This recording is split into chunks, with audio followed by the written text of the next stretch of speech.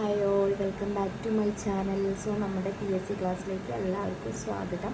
അപ്പം നമ്മൾ 10th പ്രിലിംസിൻ്റെ topics ആണ് എടുത്തുകൊണ്ടിരിക്കുന്നത്. അപ്പോൾ നമുക്ക് സയൻസ് റിലേറ്റ് ചെയ്തിട്ടുള്ള സബ്ജക്റ്റ് തുടങ്ങി വയ്ക്കാമെന്നാണ് നമ്മൾ വിചാരിക്കുന്നത്. അപ്പോൾ ജനറൽ സയൻസ് തന്നെയാണ്. അപ്പോൾ ജനറൽ സയൻസിനെ നമ്മൾ സിലബസ് എടുത്ത് നോക്കിക്കഴിഞ്ഞാൽ കാണാം, 2 ഉണ്ട്. നാച്ചുറൽ സയൻസും ഉണ്ട്, അതുപോലെ തന്നെ ഫിസിക്കൽ സയൻസും കൂടി ഉണ്ട്. അപ്പം ഞാൻ ഇവിടെ കാണിക്കുന്നത് നാച്ചുറൽ സയൻസിലെ ടോപ്പിക്സ് ആണ്. അപ്പം നാച്ചുറൽ സയൻസിൽ വരുന്നത് 7 ടോപ്പിക്സ് ആണ്. ഫസ്റ്റ് 1 മനുഷ്യ ശരീരത്തെക്കുറിച്ചുള്ള പൊതു അറിവ്, രണ്ടാമത്തത് ജീവകങ്ങളും അപര്യാപ്തത രോഗങ്ങളും, 3 രോഗങ്ങളും രോഗകാരികളും, പിന്നെ കേരളത്തിലെ ആരോഗ്യക്ഷേമ പ്രവർത്തനങ്ങൾ, അതേപോലെ തന്നെ കേരളത്തിലെ പ്രധാന ഭക്ഷ്യ കാർഷിക വിളകൾ, പിന്നെ വനങ്ങളും വനവിഭവങ്ങളും, പിന്നെ അതുപോലെ തന്നെ പരിസ്ഥിതി പ്രശ്നങ്ങളും. അപ്പോൾ ഈ ഒരു 7 ടോപ്പിക്സ് ആണ് നാച്ചുറൽ സയൻസിൽ വരുന്നത്. അപ്പോൾ അതിലത്തെ ഫസ്റ്റ് ടോപ്പിക്കായിട്ടുള്ള മനുഷ്യ ശരീരത്തെക്കുറിച്ചിട്ടുള്ള പൊതു അറിവാണ് നമ്മൾ ഇന്ന് എടുത്തു തുടങ്ങുന്നത്. സോ മനുഷ്യ ശരീരത്തിനെ കുറിച്ചുള്ള പൊതു അറിവിലെ കണ്ണിനെ പറ്റി നമുക്ക് ഒരുപാട് അവയവങ്ങളെ പറ്റി പഠിക്കാനുണ്ട്. ആദ്യം ഏറ്റവും എളുപ്പത്തിന് വേണ്ടിയിട്ട് കണ്ണ് തന്നെ നമുക്ക് തുടങ്ങി വയ്ക്കാം. അപ്പം ഞാനിതിൽ നിങ്ങൾക്ക് ക്ലിയർ ആവുന്നതെന്ന് അറിയില്ല. കണ്ണിൻ്റെ ചെറിയൊരു ഫിഗർ വരച്ചിട്ടുണ്ട്. ഇങ്ങനെ ഒരു ഫിഗർ ഞാൻ കണ്ണിൻ്റെ വരച്ചിട്ടുണ്ട്. അപ്പോൾ നിങ്ങൾക്കിത് ക്ലിയർ ആയിട്ട് പഠിക്കണമെന്നുണ്ടെന്നുണ്ടെങ്കിൽ 10ാം ക്ലാസ്സിലെ ബയോളജി ടെക്സ്റ്റിൻ്റെ അകത്ത് എന്തുണ്ട്, ഇത് ക്ലിയർ ആയിട്ട് ഇതിൻ്റെ ഫിഗറും കാര്യങ്ങളൊക്കെ കൊടുത്തിട്ടുണ്ട്. അപ്പോൾ മലയാളത്തിലാണ് നിങ്ങൾ പഠിക്കുന്നത്. മലയാളം റിലേറ്റ് ചെയ്തിട്ട് 10ാം ക്ലാസ്സിലെ ബുക്ക് എടുത്ത് നോക്കിക്കഴിഞ്ഞ് കഴിഞ്ഞാൽ നിങ്ങൾക്ക് ഈ ഫിഗർ ക്ലിയർ ആയിട്ട് കാണാം. അല്ലെങ്കിൽ നമുക്ക് ഗൂഗിളിലോ കാര്യങ്ങളിലോ ഒക്കെ നോക്കിക്കഴിഞ്ഞാൽ കുറച്ചും കൂടി നീറ്റായിട്ട് നമുക്ക് ഫിഗർ കാണാൻ പറ്റും. ഞാനിവിടെ വരച്ചിട്ടുള്ള ഫിഗറാണ് കാണിക്കുന്നത്. അപ്പോൾ ഇതിലെ ഏറ്റവും ഈ ഒരു പുറത്തുള്ള ഭാഗത്തിന് ഇങ്ങനെ ഒരു ബ്ലാക്ക് കളർ കാണുന്നുണ്ട്. അതിനെയാണ് നമ്മൾ കോർണിയ എന്ന് പറയുന്നത്.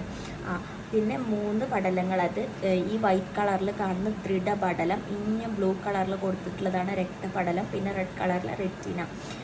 പിന്നെന്താ പ്യൂപ്പിൾ വരുന്നുണ്ട്. പ്യൂപ്പിൾ ഇവിടെ യെല്ലോ കളറിൽ കൊടുത്തിട്ടുള്ളത്, അതേപോലെ തന്നെ ഗ്രീൻ കളറിൽ കൊടുത്തത് ഐറിസ്, അതേപോലെ ഇവിടെ ലെൻസ്.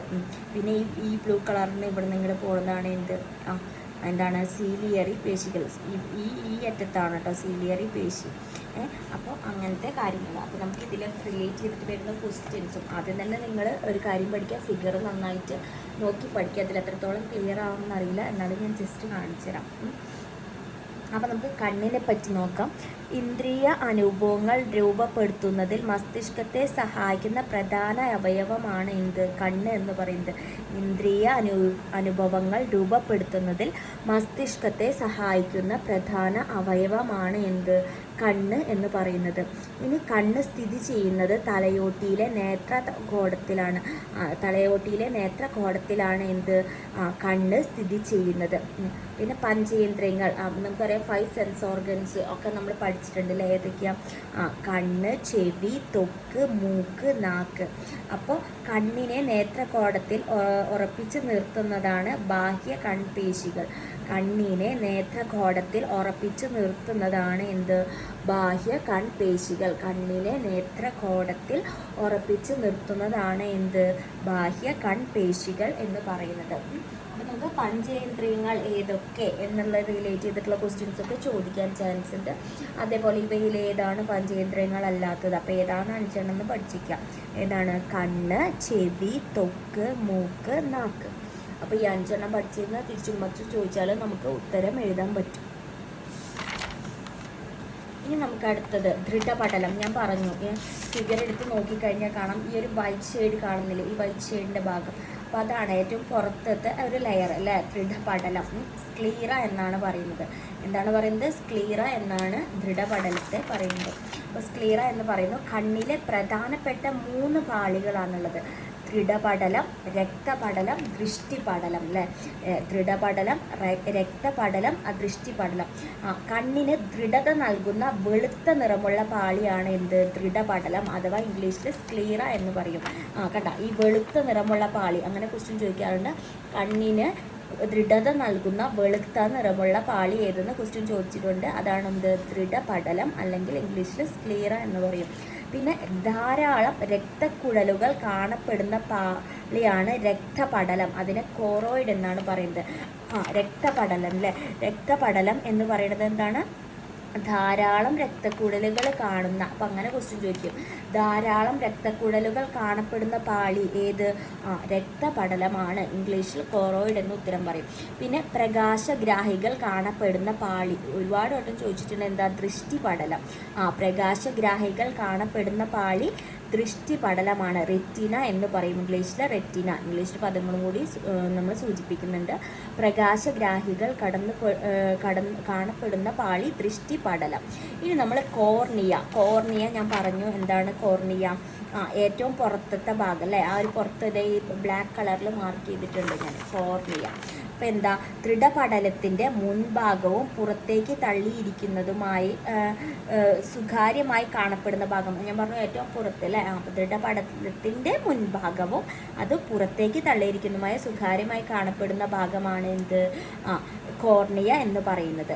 പ്രകാശരശ്മികൾ കണ്ണിനുള്ളിലേക്ക് പതിക്കുന്നത് കോർണിയ വഴിയാണ്. നമ്മുടെ ഇപ്പോൾ പ്രകാശം വന്ന് അതിൻ്റെ രശ്മികൾ നമ്മുടെ കണ്ണിൻ്റെ ഉള്ളിലേക്ക് പതിക്കുന്നെങ്കിൽ ആദ്യം ഏത്? കോർണിയ തട്ടി കോർണിയയിൽ കൂടെയാണ് എന്ത് നമ്മുടെ പ്രകാശരശ്മികൾ കണ്ണിനുള്ളിലേക്ക് പതിക്കുന്നത്. ഇനി നമ്മൾ കൺജങ്ക്റ്റീവ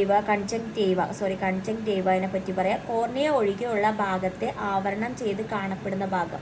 ഇപ്പം ഇതിൽ നോക്കിക്കഴിഞ്ഞാൽ എന്താ? കോർണിയ ഒഴികെയുള്ള ഭാഗം എടുക്കിച്ചു കഴിഞ്ഞാൽ ആ ഒരു ഭാഗത്തിനെയാണ് നമ്മൾ എന്തെന്ന് പറയുക? കൺജങ്ക്റ്റീവ. ആവരണം ചെയ്ത് കാണുന്ന ഒരു ഭാഗത്തിനെയാണ് നമ്മൾ എന്തെന്ന് പറയുക?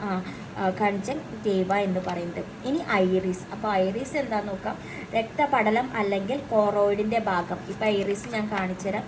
ഇത് ഈ ഒരു ഗ്രീൻ കളറിലെ. അപ്പോൾ രക്തപടലം ആണ് അല്ലെങ്കിൽ എന്താ?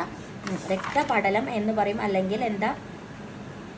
കോറോയിഡിൻ്റെ ഭാഗം അല്ലെങ്കിൽ കോറോയിഡ്. അപ്പോൾ രക്തപടലത്തിൻ്റെയും ആവാം, അല്ലെങ്കിൽ നമ്മൾ ഇവിടെ നിന്ന് പറഞ്ഞ പോലെ കോറോയിഡിൻ്റെയും കൂടി ഒരു ഭാഗം ആയിരിക്കാം എന്ത് പറയണത്? ഐറിസ് എന്ന് പറയുന്നത്. അപ്പോൾ ഐറിസിൽ കാണപ്പെടുന്ന ഒരു വസ്തുവാണ് മെലാനിൻ. മെലാനിൻ എന്ന് പറഞ്ഞാൽ ഒരു വർണ്ണ വസ്തുവാണ്. സോ മെലാനിൻ എന്ന വർണ്ണവസ്തു കാണപ്പെടുന്നു. മെലാനിൻ എന്ന വർണ്ണവസ്തു കാണപ്പെടുന്നു കേട്ടോ. മെലാനിൻ എന്ന വർണ്ണവസ്തു കാണപ്പെടുന്നു. മെലാനിൻ എന്ന വർണ്ണവസ്തു കാണപ്പെടുന്നത് എവിടെയാണ്? ഐറിസിലാണ്. മെലാനിൻ എന്ന വർണ്ണവസ്തു കാണപ്പെടുന്നത് ഐറിസിൽ. അടുത്തത് ഇമ്പോർട്ടൻ്റ് ആയിട്ടുള്ള ഒന്നാണ് എന്ത്? പ്യൂപ്പിൾ. ഇമ്പോർട്ടൻ്റ് ആണ്. പ്യൂപ്പിളാണ് നമ്മുടെ കൃഷ്ണമണിയായിട്ട് വരുന്നത്. കൃഷ്ണമണിയെ പേര് എന്താണ്? പ്യൂപ്പിൾ. ചിത്രത്തിൻ്റെ അകത്ത് നോക്കിക്കഴിഞ്ഞാൽ കാണാം ഈ ഒരു യെല്ലോ കളറിൽ ഈ ഒരു ബ്ലാക്ക് വരച്ചിട്ട് ഈ ഒരു യെല്ലോ കളറിൽ കാണുന്നതാണ് എന്ത്? പ്യൂപ്പിൾ എന്ന് പറയുന്നത്. സോ പ്യൂപ്പിൾ ഐറിസിൻ്റെ മധ്യത്തിൽ കാണപ്പെടുന്നു സുഷിരമാണ്. ഐറിസിൻ്റെ മധ്യത്തിൽ കാണപ്പെടുന്ന സുഷിരം. അപ്പോൾ ചോദ്യമാണെങ്കിൽ അങ്ങനെ വരാം. ഐറിസിൻ്റെ മധ്യത്തിൽ കാണപ്പെടുന്ന സുഷിരം. പിന്നെ പ്രകാശത്തിൻ്റെ തീവ്രത അനുസരിച്ച് പ്യൂപ്പിളിൻ്റെ വലിപ്പം ക്രമീകരിക്കുന്നു. നമുക്ക് എല്ലാ പ്രകാശമൊന്നും നമുക്ക് താങ്ങാൻ പറ്റിയെന്ന് വരില്ല. നമ്മൾ നട്ടുച്ചയായാലും ഭയങ്കര ഇതടിക്കുമ്പോൾ കണ്ണിന് അതിൻ്റേതായിട്ടുള്ള പ്രശ്നങ്ങളും കാര്യങ്ങളും ഒക്കെ ഉണ്ട്. കണ്ണിലേക്ക് പതിക്കുന്ന പ്രകാശത്തെ നിയന്ത്രിക്കുന്നത് എന്തൊക്കെയാണ്? നമ്മുടെ കണ്ണിലേക്ക് പതിക്കുന്ന പ്രകാശത്തെ നിയന്ത്രിക്കുന്നത് ഐറിസ് അല്ലെങ്കിൽ പ്യൂപ്പിൾ. ഐറിസും പ്യൂപ്പിളുമാണ്. എന്താണ് ഉത്തരം വരുന്നത്? ഐറിസും പ്യൂപ്പിളും. നോട്ട് ചെയ്ത് വെക്കാം. ഐറിസിൻ്റെ അകത്ത് കാണപ്പെടുന്ന രണ്ട് പേശികൾ. റേഡിയൽ പേശി അതുപോലെ തന്നെ വലയം പേശി. ഏതൊക്കെയാണ്? ഐറിസിൻ്റെ ചോദിക്കാൻ ചാൻസ് ഉള്ളതാണ്. ഐറിസിൻ്റെ അകത്ത് കാണപ്പെടുന്ന രണ്ട് പേശികൾ റേഡിയൽ പേശി അല്ലെങ്കിൽ വലയം പേശി. ഇനി മങ്ങിയ പ്രകാശത്തിൽ റേഡിയൽ പേശികൾ സങ്കോചിപ്പിക്കുമ്പോൾ പ്യൂപ്പിൾ വികസിക്കുന്നു. എന്താ? രണ്ട് ഓപ്പോസിറ്റ്. മങ്ങിയ പ്രകാശത്തിൻ്റെ കേസ് എടുത്ത് നോക്കുകയാണെങ്കിൽ റേഡിയൽ പേശികൾ സങ്കോചിക്കുമ്പോൾ പ്യൂപ്പിൾ എന്താ ചെയ്യുന്നത്? വികസിക്കുകയാണ് ചെയ്യുന്നത്. ഇനി തീവ്ര പ്രകാശത്തിൻ്റെ കാര്യം എടുത്ത് നോക്കുകയാണെങ്കിൽ അവിടെ എന്താ?